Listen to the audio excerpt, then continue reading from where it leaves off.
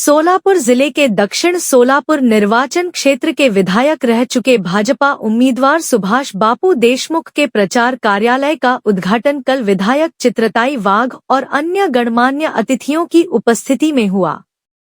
कल सोलापुर से शुरू होकर पश्चिम महाराष्ट्र के लिए भाजपा के अभियान का शुभारंभ हो रहा है। पिछले 2.5 वर्षों में महायुति सरकार ने महाराष्ट्र में महिलाओं को सशक्त बनाने पर ध्यान केंद्रित किया है। हाशिए पर पड़े समूहों के लिए भी विभिन्न योजनाएं लागू की गई हैं, जिससे सभी को लाभ मिले। यही कारण है कि लोगों में महायुति सरकार के प्रति व्यापक उत्साह है। विपक्ष के बारे में अपनी टिप्पणी में उन्होंने बताया कि महाराष्ट्र में पहली बार राज्य के गृह मंत्री को घोटाले के कारण जेल में डाला गया है। विपक्ष और आम जनता दोनों ही निराश नजर आ रहे हैं। आज हमने महाराष्ट्र विधानसभा 2024 के प्रचार की शुरुआत पश्चिम महाराष्ट्र के सोलापुर जिले से की है और जैसे कि मैं देख रही हूँ, लोगों में बड़ा उत्साह है और आने वाले दिनों में महायुति की सरकार को सबसे ज़्यादा पसंदी महाराष्ट्र की जनता देगी, इसका मुझे विश्वास है। इसके कारण भी वैसे है, 2.5 साल में महायुति सरकार के माध्यम से समाज के हर तबके के लिए काम किया गया है। महिलाओं के उन्नति के लिए काम किया गया है। महिलाओं का सक्षमीकरण और सशक्तिकरण सिर्फ भाषणों में नहीं, उनके जीवन में बदलाव लाने का काम महायुति के सरकार के द्वारा किया गया है। हम देख रहे हैं कि जिस प्रकार से महिलाओं के लिए विविध ऐसी योजनाएं महायुति की सरकार लेके आई है। सबसे लोगों की पसंदीदा जो हमारी योजना है वो है लाडली बहन योजना, जिसके तहत आज तक 2.5 करोड़ महिलाओं के खाते में हमारे भाइयों के द्वारा लाडली बहनों को 1,500 रुपये देने का काम हुआ है। इसके साथ ही जो हमारी बच्चियां हैं जो उच्च शिक्षित होना चाहती है, पर ऐसी कुछ घर की मजबूरियां है कि हम अपने बेटियों को पढ़ा नहीं सकते, ऐसी सारी मेरी बेटियों को महायुति सरकार के माध्यम से उच्च शिक्षण, हायर एजुकेशन मुफ्त देने का काम महायुति सरकार के माध्यम से हो रहा है। इसके साथ ही मुद्रा लोन हो, स्टार्टअप इंडिया हो, ऐसी सारी योजनाएं जिसमें महिलाओं का तबका बहुत ज़्यादा है।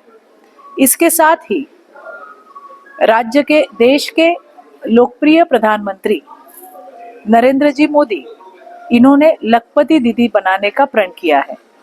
इसमें भी महाराष्ट्र की हमारी बहुत सारी बहनें वहाँ पे है। इस प्रकार से हर महिला के आयुष्य में, उनके जीवन में खुशहाली लाने का काम ये महायुति सरकार के माध्यम से हुआ है और इसीलिए मुझे ये विश्वास है कि आने वाले दिनों में महाराष्ट्र की विधानसभा में फिर से एक बार महायुति सरकार आएगी और आने वाले दिनों में लोगों के लिए काम भी होंगे। ये सिर्फ महिलाओं के लिए ही नहीं हुआ है, किसानों के लिए भी जो सौर पंप है, जो खेत के लिए लगते हैं, उसका बिल पूरी तरह से माफ किया गया है। 1 रुपये में पीक बीमा योजना, फसल बीमा योजना लाने का काम भी हमारे सरकार ने किया है। किसान सम्मान निधि योजना जैसी केंद्र की एक योजना जिसमें 6,000 रुपये केंद्र से मिलते हैं और 6,000 राज्य की सरकार से मिलते हैं, ऐसे 12,000 रुपये देने का काम भी महायुति सरकार के माध्यम से हुआ है। ऐसी बहुत सारी योजना है जिसमें युवा हो, महिला हो, किसान हो, गरीब हो, हर तबके के लिए काम करना ये हम अपना दायित्व समझते हैं और इसी प्रकार से सरकार काम कर रही है। आज भी गरीब कल्याण के तहत करोड़ों लोगों को मुफ्त में राशन मिल रहा है और इसी प्रकार अलग अलग स्कीम्स के माध्यम से हम लोगों तक जुड़े हैं, लोगों से जुड़े हैं और इसी सारी कामों की बुनियादी पे इतने सब कुछ काम होने के बाद भी उनके पक्ष आपके खिलाफ विकास के नाम पर 2.5 साल जब विपक्ष की सरकार थी, विपक्ष की सरकार ने सिर्फ बातें की। विपक्ष की सरकार ने 100 करोड़ रुपए का वहां पे उगरानी करने का काम किया। विपक्ष की सरकार के माध्यम से ही वहां के गृह मंत्री महाराष्ट्र के इतिहास में पहली बार सलाखों के पीछे चले गए।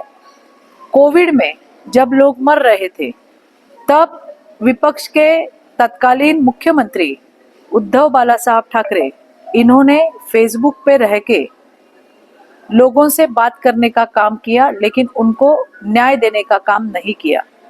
बहुत सारे घोटाले, भ्रष्टाचार, इससे लोग परेशान हो गए थे। महाराष्ट्र बहुत पिछाड़ी पे चला गया था और हमने देखा कि किस प्रकार से रोज कोई न कोई वहां पे घोटाला सामने आ रहा था। उद्धव ठाकरे जी की सरकार में कोविड में लोगों को बांटने वाले खिचड़ी में भी घोटाला किया गया। इतना ही नहीं, जो बॉडी बैग थी उसमें भी घोटाला किया गया, भ्रष्टाचार किया गया। भ्रष्टाचार की सारी सीमाएं इस सरकार ने लांघ दी थी। लोग परेशान हो गए थे और आपने देखा कि किस प्रकार से 2.5 साल बाद महायुति की सरकार बनी और महायुति की सरकार में आज फिर से एक बार महाराष्ट्र 1 नंबर पे काम कर रहा है। मुख्यमंत्री पद के लिए आप किसे पसंद करना चाहते हैं? देखिए, मैं भारतीय जनता पार्टी की कार्यकर्ता हूँ और मैं हमेशा हमारे नेता के बारे में ही जरूर कहूंगी। हमारे नेता, राज्य के उप मुख्यमंत्री, एक बहुत ही विजन जिनको है, ऐसा एक नेता, कर्तृत्व नेतृत्व में सबसे आगे रहने वाले हमारे नेता देवेंद्र जी फडणवीस, ये मुख्यमंत्री हो, ये मैं ही नहीं, भारतीय जनता पार्टी के हमारे परिवार के किसी से भी आप पूछेंगे तो सबके दिल की बात यही होगी। इस बार चुनाव में भी पुनः ये दिखाई नहीं दे रहा है। देखिए, वो बात ऐसी थी कि जो काम कर रहे हैं उसके ऊपर हम लोगों से बात कर रहे हैं। मी पुन्हा येईन, ये एक पोएट्री थी, एक पोएट, और वो उसके बारे में देवेंद्र जी ने कहा था, लेकिन उसका विपर्यास किया गया। मैं आपको कह रही हूँ, इस बार कहना ही नहीं पड़ेगा कि मी पुन्हा येईन। लोग ही चाहते हैं कि तुम इस परत या, आप ही वापिस आइए। ये महाराष्ट्र के जनता की पुकार है।